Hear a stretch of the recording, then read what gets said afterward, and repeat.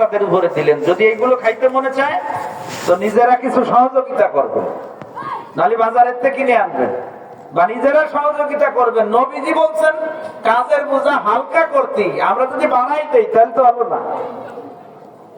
যদি পারি তো কিছু সহযোগিতা তার সাথে থেকে করব। আপনারা কি আমার কথা বুঝতেছেন? খেদমতে খালক এটা কিন্তু অনেক বড় ইবাদত। আপনার বিবি রাত দুপুর সময় উঠে রান্না করবে, আপনি যদি পারেন আপনিও তার সাথে একটু সহযোগিতা করেন।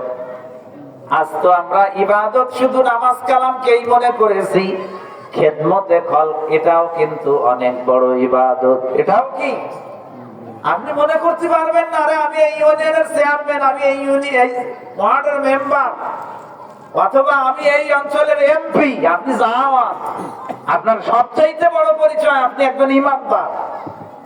আপনার আখিরাত গুছাইতে হইলে খেদমতে খালক, মানুষের কিছু উপকার করা, এটা আখিরাত সুন্দর হওয়ার পিছনে অন্যতম মাধ্যম। মুফতি শফি রহমতুল্লাহি আলাইহি,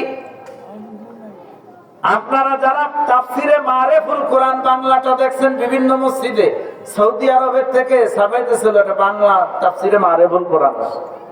পাকিস্তানের মুফতি আজম মুফতি শফি রহমতুল্লাহ আলাইহি, এই বর্তমান বিশ্বের অন্যতম আলেমে দ্বীন মুফতি তাকি উসমানী সাহেবের আব্বা মুফতি শফি রহমতুল্লাহ আলাইহি, এত বড় আলেম কিন্তু মানুষের উপকার, খেদমতে খালকের ব্যাপারে কতটা সজাগ দৃষ্টি তাদের।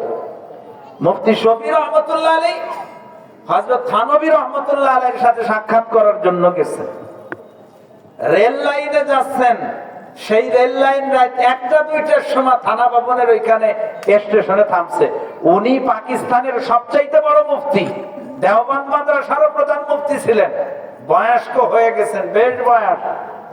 এখন ওই যখন রেলগাড়ি থামছে তো একটা পরিবার, স্বামী আছে, সাথে স্ত্রী আছে, ছেলে মেয়ে আছে, ভালো ধনী পরিবার, শৌখিন পরিবারের লোক বোঝা যাচ্ছে।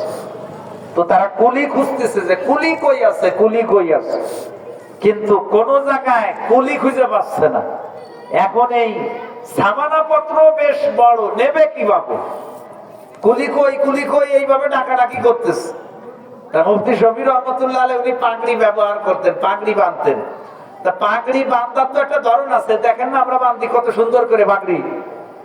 উনি ওই পাগড়িটারে খুলে এমন ভাবে মাথায় পেঁচাইছেন, যারা বুঝা টুজা বয়, কিসেন টিসেন বয়, এরা বাঁধতে না অনেক সময় গামছা টামছা যেভাবে ব্যাস দিয়ে, ওইভাবে উনি ব্যাস দিয়ে বাঁধছে, ওইভাবে ব্যাস দিয়ে যায় ওই পরিবারের। অথচ উনি পাকিস্তানের প্রধান মুফতি, সবচেয়ে বড় মুফতি। উনি গেছেন, মা লাগাই দেওয়া লাগবে? তা বলে হয়। কয় টাকা দিতে হবে? বলছে যে কয় টাকা দেন দিয়ে নেন, অসুবিধা নেই। কোন জায়গা বাসা? বললে এই থানা ভবনের অমুক বাসা।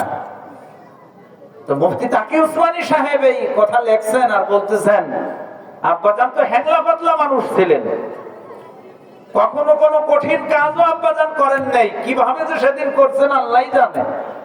সেই বড় গাঠুরি মাথায় নিয়ে হাঁটতেছেন, কুলির কাজ করতেছেন, বাড়িওয়ালার বাড়ি মাল পৌঁছায় দিচ্ছেন, বাড়িওয়ালা ঘরের ভিতরে মাল ঢুকাইতেছে, এদিক দিয়ে মুফতি শফি রহমতুল্লাহ আলাইহি চলে গেছেন।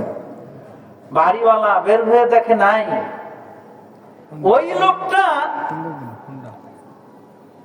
থানবী রহমতুল্লাহ আলাইহির সাথে উনারও সম্পর্ক ছিল, যে লোকের মাল নিয়ে আসছে না, ওই লোকটা হযরত থানবী রহমতুল্লাহ আলাইহির সাথে সম্পৃক্ত ব্যক্তি ছিলেন। পরের দিন থানবী রহমতুল্লাহ আলাইহির মজলিসে যে সকালবেলা বলতেছেন, হুজুর রাতের বেলা তো মনে হয় ফেরেশতা আইছিল একজন, কি যে সাহায্য পাইছে আল্লাহর কাছে। বলে কি হয়েছে?